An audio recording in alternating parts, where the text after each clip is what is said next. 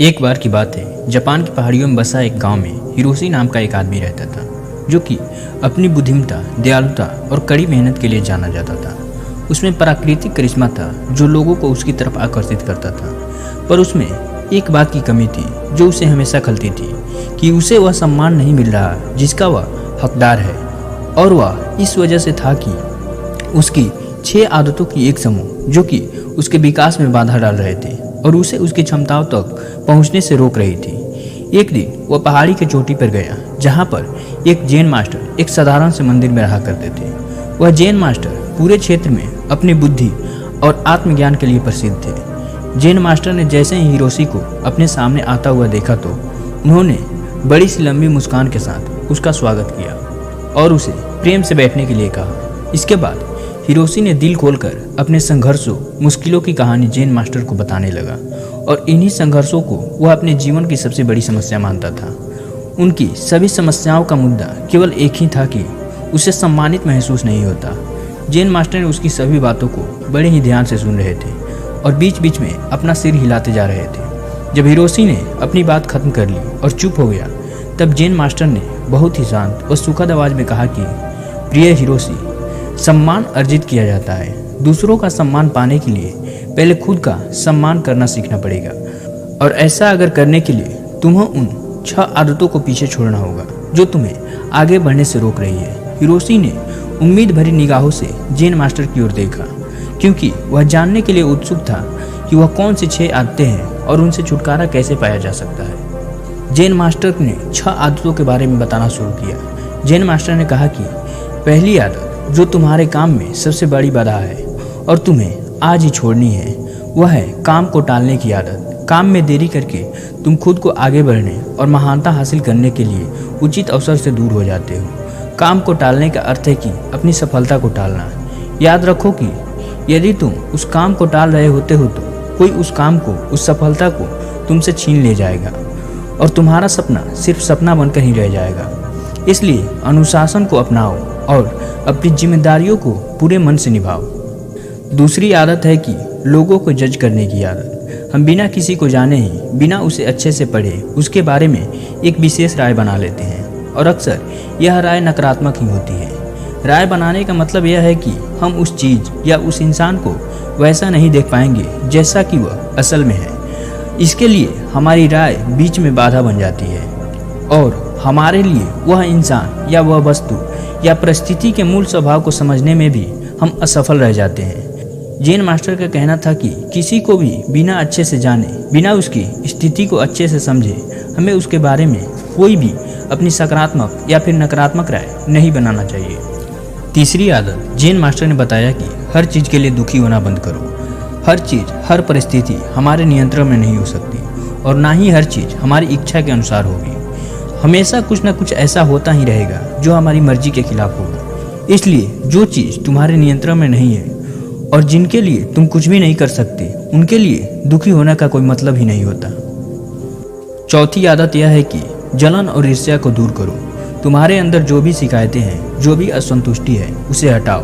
बेवजह की ईर्ष्या और गुस्से अपने मन में रखकर हम खुद को ही नुकसान पहुंचाते हैं। इस कारण हमारे शरीर में डर और शंका पैदा होती है, जिससे कि हमारी बुद्धि दूषित हो जाती है और भ्रम पैदा होता है और भ्रम की वजह से ही हमें किसी भी काम में सफलता नहीं मिल पाती।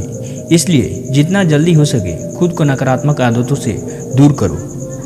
पांचवी आदत जिन्हें तुम्हें छोड़ देने चाहिए, वो है दूसरों को दोष देने की आदत। किसी भी गलती का दूसरों पर दोष डालना बहुत ही खराब आदत है। इससे समाज में आपकी बहुत ही खराब छवि बनती है और हमारा ध्यान गलतियों से सीखकर आगे बढ़ने की बजाय गलतियों को छिपाने और दूसरों को गलत साबित करने में लग जाता है। जब हमारे साथ कुछ अच्छा होता है तो उसका श्रेय लेना हम नहीं भूलते और जब हमारे साथ कुछ बुरा होता है तो उसका दोष हमें खुद को ही देना चाहिए। दूसरों को दोष देना असफल लोगों की निशानी है। असफल लोगों की आदत होती है कि वह अपने असफलता को दूसरे को दोष देते हैं। कभी कभार हो सकता है कि किसी और की गलती की वजह से हमारा काम बिगड़ जाए, लेकिन जब कोई व्यक्ति अपनी असफलता के लिए बार बार किसी और को दोषी बनाता है तो इसमें किसी और का नहीं बल्कि उसी व्यक्ति की स्वयं की भूल होती है। अपनी गलती को मान लेने से हम छोटे या कमतर नहीं बन जाते। इसलिए अपनी असफलता पर किसी और को दोषी मानने से अच्छा है कि अपनी गलती को मानो और उसे सीख कर आगे बढ़ो। छठी और आखिरी गलती है कि दूसरों से अपनी तारीफ सुनने की आदत। हम दूसरों को दिखाने के लिए अक्सर कुछ न कुछ नया करते रहते हैं। हर चीज़ के लिए हम चाहते हैं कि लोग हमारी तारीफ करें, हमारे बारे में लोग अच्छा बोलें, उनकी प्रशंसा करें, और अगर उसके बाद भी अगर किसी बात के लिए हमारी आलोचना हो जाती है तो हम बहुत ही दुखी हो जाते हैं और इस तरीके से लोगों को हाथ के कठपुतली बनकर रह जाते हैं। इसलिए हमें दूसरों की तारीफ़ों की कोई ज़रूरत नहीं होती, और वैसे भी लोगों की तारीफ़ें खोखली ही होती है जो कि एक ही पल में हमें आसमान पर पहुंचा देती है और दूसरे ही पल हमें ज़मीन पर लाकर पटक देती है। इसलिए हमें लोगों की तारीफ़ों और बुराइयों से कोई फ़र्क नहीं पड़ना चाहिए, और जो हमें पसंद है, जो सही लगता है, वही हमें करना चाहिए, बस वह नैतिकता पर खड़ा उतर रहा हो। हिरोशी ने जेन मास्टर से कहा कि आपने 6 बुरी आदतों के बारे में तो मुझे बता दिया, लेकिन पुरानी आदतों को छोड़ने और नई आदतों को बनाना बहुत ही मुश्किल होता है। तो मेरा प्रश्न यह है कि आखिर मेरा मन नई आदतों को अपनाने का विरोध क्यों करता है, और इन नई आदतों को कैसे आसानी से अपनाया जा सकता है। जेन मास्टर ने कहा कि ज़्यादातर लोग आदतों को बदलने में असफल इसलिए रह जाते हैं क्योंकि नई आदतों के साथ उनकी एक वास्तविक उम्मीद जुड़ी होती है। जैसे अगर कोई व्यक्ति सुबह उठकर व्यायाम करने की आदत को लगाना चाहता है तो वह उम्मीद लगा लेता है कि उसका वजन तेजी से कम हो जाएगा या फिर उसका शरीर तेजी से शक्तिशाली बन जाएगा, जबकि ऐसा नहीं होता। इन दोनों ही परिणाम को हासिल करने में समय लगता है, लेकिन हमारा मन पहले से ही यह निश्चित कर लेता है कि परिणाम कैसा होना चाहिए, और जब हमें हमारी उम्मीद के अनुसार परिणाम नहीं मिलते तो हम निराश हो जाते हैं और अपनी आदतों में और वापस लौट जाते हैं। लेकिन जो व्यक्ति वास्तविक और सही उम्मीद के साथ नई आदतों की शुरुआत करता है तो वह निराश होने से बच जाता है और आदतों को बदलने के दौरान अपनी आंतरिक विरोध पर काबू पा लेता है। अब अगला प्रश्न यह है कि आदतों को आसानी से कैसे अपनाया जाए।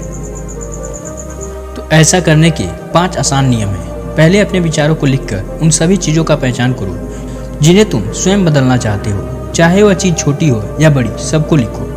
दूसरा नियम यह है कि छोटे छोटे कदम उठाओ। सबसे छोटी आदत के साथ बदलाव शुरू करो। इन बदलाव को इतना आसान बना दो कि जिसे तुम मना ना कर सको। उदाहरण के लिए हर सुबह की शुरुआत 2 मिनट का ध्यान के साथ करो, या फिर हर सुबह 5 मिनट का ध्यान के लिए निर्णय लो। तीसरा नियम यह है कि आलस्य को और टाल मटोल करने की आदत को खत्म करो। इसके लिए सचेतन रूप से अपने काम के परिणाम को किसी मजे से जोड़ो। उदाहरण के लिए अपने आप से यह कहो कि मैं सुबह का ध्यान और व्यायाम पूरा कर लेने के बाद ही चाय पीऊँगा, या फिर नहीं, जब तुम अपने ध्यान और व्यायाम के नियम को पूरा कर लोगे तभी चाय पियोगे, उससे पहले नहीं। चौथा नियम अपने काम को अपनी आदत बनने दो, या फिर दूसरा या दूसरी नई आदत तब तक शुरू मत करो जब तक कि यह काम तुम्हारी आदत न बन जाए, तुम्हारी दिनचर्या का हिस्सा न बन जाए। 5वीं आदत यह है कि आभार या फिर धन्यवाद का भाव रखो। तुम जिस भी चीज़ को अपनी आदत या अपने जीवन में बढ़ावा देना चाहते हो, उससे जुड़ी हर चीज़ के लिए ब्रह्मांड या फिर उस परम शक्ति का आभार व्यक्त करना शुरू कर दो। उदाहरण के लिए अगर तुम खुश रहने की आदत को विकसित करना चाहते हो तो तुम तमाम अच्छी चीज़ों के लिए आभार व्यक्त करना शुरू कर दो, और फिर तुम देखोगे कि वह चीज़ कई गुना बढ़कर तुम्हारे पास वापस आना शुरू हो गई है। एक बात का हमेशा याद रखो कि जो लोग निष्क्रिय या फिर संवेदनशील होकर बैठे रहते हैं वह गलतियां नहीं करते, लेकिन गलतियां भी वही लोग करते हैं जो कुछ नया करने का प्रयास करते हैं। गलतियां करने से डरो मत, लेकिन एक ही गलती को बार बार मत करो, क्योंकि एक ही गलती को बार बार दोहराना मूर्खता है। जेन मास्टर ने आगे कहा कि अब मैं तुम्हें 10 ऐसे आसान आदत बताऊंगा जिन्हें तुम आसान और अधिक व्यवस्थित जीने के लिए बहुत ही जरूरी है। जब तुम इसमें से कुछ आदतों को लागू कर लोगे तब तुम खुद नियंत्रण की भावना के साथ पाओगे, और तुम पाओगे कि तुम बिना थके ही किसी भी काम को पहले से ज़्यादा कर रहे हो। हालांकि तुम्हें सभी 10 आदतों की अपनाने की ज़रूरत नहीं है, इनमें से कुछ आदतों की तुलना में ज़्यादा लागू होती है। अब तुम्हें यह तय करना है कि वह कौन सी आदत तुम्हारे लिए काम करेगी।